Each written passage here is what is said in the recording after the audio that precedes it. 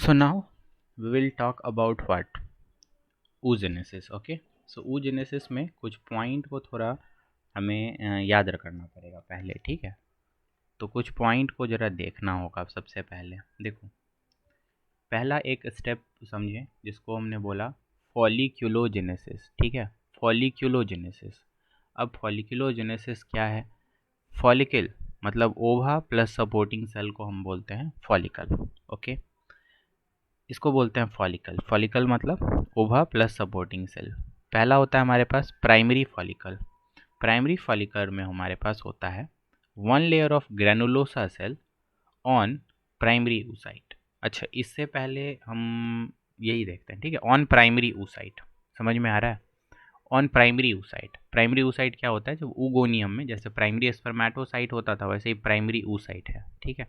इस primary oocyte के ऊपर जब एक लेयर होगा, तो प्राइमरी oocyte को हम ओवा मान रहे हैं, यही ओवा बनेगा ना बाद में, प्लस सपोर्टिंग सेल को बोला हमने फॉलिकल। अब प्राइमरी फॉलिकल में क्या होगा? इस प्राइमरी oocyte के ऊपर एक लेयर होगा ग्रैनुलोसा सेल का, ठीक है। और देखो कि सारा जो ये फॉलिकल बनना है ना, ये तो बर्थ से पहले शुरू हो जाता है, और प्यूबर्टी के समय हर एक ओवरी में 60 to 80,000 प्राइमरी फॉलिकल होता है। कितना होता है भाई? 60 to 80,000 प्यूबर्टी के समय होता है। 60 to 80,000 इन ईच ओवरी, ठीक है। तो टोटल कितना हो जाएगा? 1,20,000 से 1,60,000, ठीक है।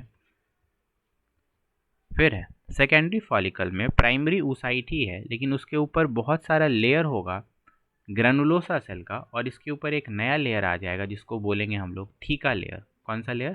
Theca layer. अब नाम सुना है हमने, थीका एक्सटर्ना, थीका इंटरना, तो वो लेयर आ जाता है।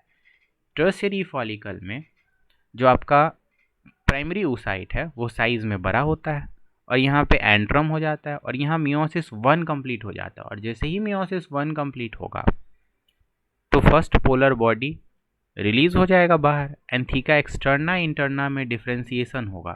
जबकि पहले सिर्फ थीका बना था, अब theca externa and theca interna differentiate हो गया। अनइक्वल मियोसिस 1 होता है, ठीक है।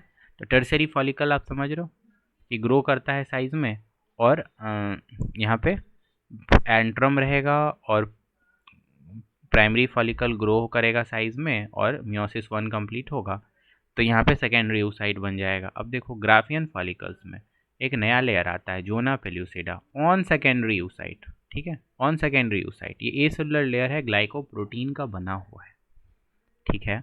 ग्लाइकोप्रोटीन का बना हुआ है। तो ये एक बेसिक बात था जो हमें याद रखना था। उसके बाद देखो oogenesis जो होता है वो बिगिन हो जाता है एम्ब्रियोनिक स्टेज में। ऊगोनिया बर्थ के बाद कभी फॉर्म नहीं होता है। ऊगोनिया क्या होता है भाई? ऊगोनिया यही होता है, जो फीमेल जर्म सेल है वही है ऊगोनिया। इसमें माइटोसिस होगा तो ऊगोनिया बनेगा, फिर यहाँ ग्रोथ होगा तो बनेगा प्राइमरी oocyte। अब ये जो प्राइमरी oocyte है इसमें मियोसिस 1 शुरू होगा, लेकिन मियोसिस 1 के प्रोफेज 1 के डिप्लोटिन स्टेज में ये अरेस्टेड होता है ना। प्रोफेज 1 के डिप्लोटिन स्टेज में अरेस्टेड रहता है। अब ये अरेस्टेड बर्थ से लेकर चाइल्डहुड तक रहेगा। जब प्यूबर्टी आएगा तो आपका GnRH FSH LH बढ़ेगा।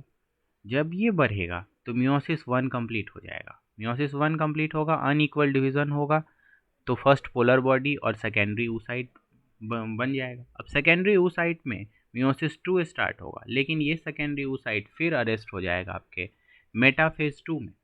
तो पहले कहाँ पे मियोसिस 1 में अरेस्टेड होता था, अब मियोसिस 2 के मेटाफेज 2 में अरेस्टेड है। अब यहाँ मेटाफेज प्रोमोटिंग फैक्टर है जो इसको ऐसा कर रहा है। अब ये जो सेकेंडरी oocyte है ये बल्क अमाउंट ऑफ न्यूट्रिएंट इसमें है, क्योंकि ये इसमें तो कम है ना, ये अनइक्वल डिवीजन होता है, ये चीज़ है। अब ये सेकेंडरी oocyte में मियोसिस 2 कब कंप्लीट होगा? जब इस पे आके स्पर्म टच करेगा तब ऐसा होगा, ठीक है। तो अब देखते हैं कि भाई NCERT क्या क्या बोल रही है। तो पहला स्टेटमेंट है ये कि the process of formation of mature female gamete is called oogenesis। बहुत सही बात है, मैच्योर फीमेल गैमेट बनाने के प्रोसेस को। अब देखो बहुत ज़बरदस्त डिफरेंस है स्पर्मेटोजेनेसिस से। oogenesis is initiated during embryonic developmental stage, है ना। oogenesis तो बहुत पहले ही शुरू हो जाता है। When million of when a couple of million gamete are formed. अरे भाई, so we are saying that, देखो फिर से, oogenesis क्या होता है भाई? देखो oogenesis जो है ना, वो फीमेल गैमेट के बनने को कहते हैं।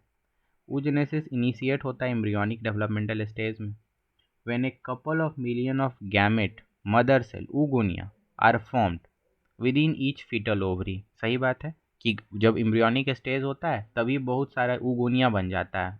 oogonia मतलब ओवम मदर सेल है, ठीक है, गैमीट मदर सेल। उसके बाद बर्थ के बाद कोई more oogonia are not added after birth, not formed after birth. So these cells start division, oogonia start division and enter into prophase 1, मतलब diplotin of prophase 1 of the meiotic one and get temporarily arrested at this stage. This is called primary oocyte. So primary oocyte get arrested. Now each primary oocyte then gets surrounded by a layer of granulosa cell called primary follicle. समझ में आया? ठीक है। अब large number of these follicles degenerate during the phase from birth to puberty. अब birth से puberty तक इसका डीजेनरेशन होगा। इस डीजेनरेशन के प्रोसेस को बोलते हैं atresia. Atresia, ATRESIA। This is called follicular atresia. ये फॉलिकुलर एट्रेसिया कब तक होगा? बर्थ से लेकर आपके प्यूबर्टी तक होगा, ठीक है। अब बहुत सारा ये बन गया हमारे पास, कौन सा चीज़? Primary follicle. अब बचेगा प्यूबर्टी के समय आपको 60 to 80,000 primary follicle in each ovary, है ना, इन ईच ओवरी बचेगा। अब है the primary follicles get surrounded by more layer of cell, granulosa cell and new theca cells are form, these are called secondary follicles. तो हमने पहले ही बोला था भाई कि सेकेंडरी फॉलिकल्स में दो चीज़ का एडिशन होगा, एक तो ग्रेनुलोसा सेल का और दूसरा, मतलब ग्रेनुलोसा सेल जो एक लेयर था ना, वो लेयर ग्रेनुलोसा सेल तो आपके प्राइमरी फॉलिकल में भी था, लेकिन यहाँ पर ग्रेनुलोसा सेल में लेयर ऐड हो रहा है और नया थीका सेल आ रहा है। लेकिन ध्यान रहे कि ये जो थीका है ये डिफ्रेंशिएटेड नहीं है, ठीक है, तो ये सेकेंडरी फॉलिकल बना। Secondary follicle soon transforms into tertiary follicle, which is characterized by antrum, which is a fluid filled cavity, and theca layer is organized into interna and theca externa. It is important to draw your attention that at this stage the primary oocyte within the tertiary follicle grows in size and completes its meiotic division जो arrested था diplotene में। अब यहाँ unequal division होगा और बनेगा एक large size का हेप्लॉइड सेकेंडरी oocyte और टाइनी फर्स्ट पोलर बॉडी, ठीक है। अब सेकेंडरी oocyte जो है it retains the bulk of the nutrient rich cytoplasm of the primary oocyte, ठीक है।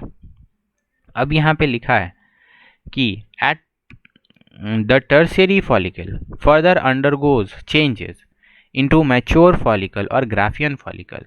अब इस ग्राफियन फॉलिकल के अंदर होता है आपका सेकेंडरी oocyte और ये फॉर्म करता है एक नया मेम्ब्रेन जो है ग्लाइको प्रोटीन का मेम्ब्रेन, जो कि असेलुलर लेयर है, जिसको बोला हमने जोना पेलुसिडा, जो किसके अराउंड होगा? सेकेंडरी oocyte के अराउंड होगा।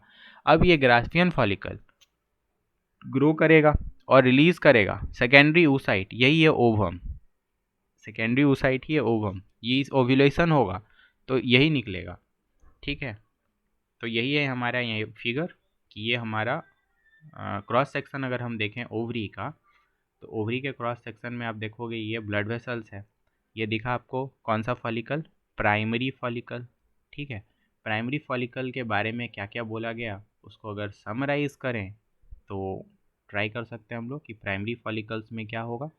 प्राइमरी फॉलिकल में हमारे पास प्राइमरी oocyte और ये this is surrounded by layer of granulosa cell, layer of granulosa cell only, right? This is primary follicle. Then there is secondary follicle. So secondary follicle में what you see?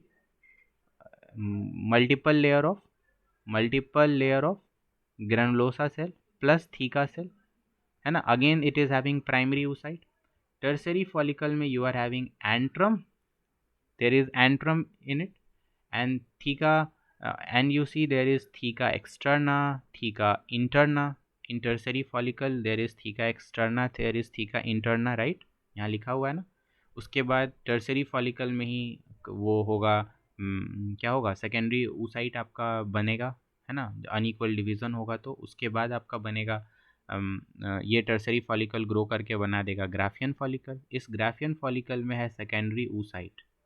ये secondary oocyte surrounded by zona pellucida, जो कि असेलुलर layer है और glycoprotein का बना हुआ है। ठीक है, उसके बाद ये जो ग्राफियन फॉलिकल है यही रिलीज कर देगा किसको, ओवम को। ओवम क्या है, सेकेंडरी oocyte है। अब इसमें भी जो डिवीज़न है ना वो अरेस्टेड है किस फेज़ में, मेटाफेज 2 में, मेटाफेज 2 में। ठीक है, और ये जो प्राइमरी oocyte था ये कहाँ पे अरेस्टेड था भाई, ये अरेस्टेड था डिप्लोटीन में, diplotene of prophase 1 meiosis 1। Okay, ये क्लियर बात है। और ये जो ओवेरियन फॉलिकल्स जो आपके बचे, प्राइमरी फॉलिकल जो बचा, ये हर ओवरी में कितना बचा था, 60 to 80 के, है ना। बर्थ से प्यूबर्टी के समय इसका डीजनरेशन हो रहा था, जिसको हमने बोला था फॉलिकुलर एट्रेसिया। अच्छा, ओव्यूलेशन के बाद बचेगा कॉर्पस ल्यूटियम। ये कॉर्पस ल्यूटियम बाद में कन्वर्ट होगा कॉर्पस एल्बिकन्स में। ठीक है, अगर प्रेगनेंसी नहीं हुआ तो उसके बाद फिर ये सेट कर जाएगा। ठीक है, तो यही चीज़ होता है, मतलब डीजनरेट कर जाएगा।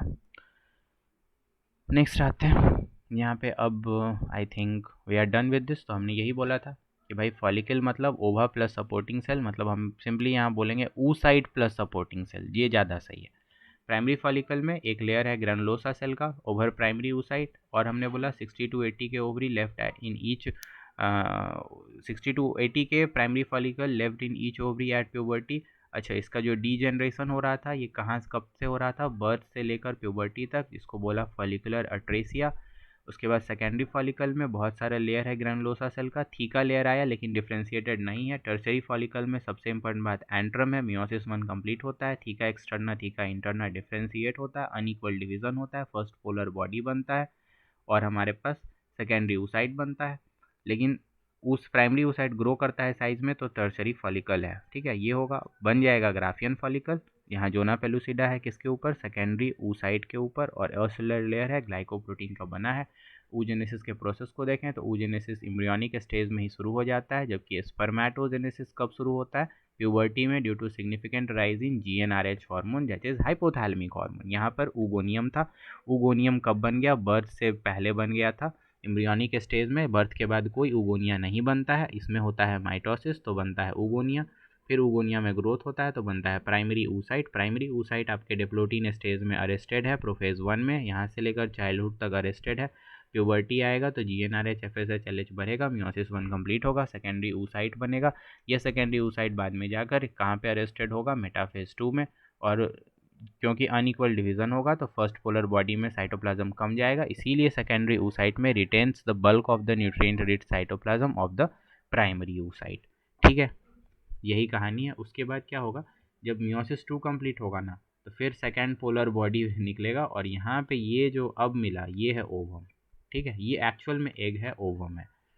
तो अभी जो आपका रिलीज हुआ है दिख रहा है, ये सेकेंडरी oocyte के बाद ओवम बनता है। अभी जो रिलीज़ हुआ है ओव्यूलेशन में तो ये सेकेंडरी oocyte रिलीज़ हुआ है, इसको भी ओवम बोल सकते हो, लेकिन एक्चुअल में अब डायग्राम में तो ओवम इसी को दिखाना है, लेकिन NCERT इसको सेकेंडरी oocyte कहती है और ओवम बाद में ही बनता है। ठीक है, लेकिन दोनों इंटरचेंजेबली यूज़ कर सकते हैं, लेकिन अगर ऑप्शन में होगा क्या निकलता है तो सेकेंडरी oocyte निकलता है। ठीक है।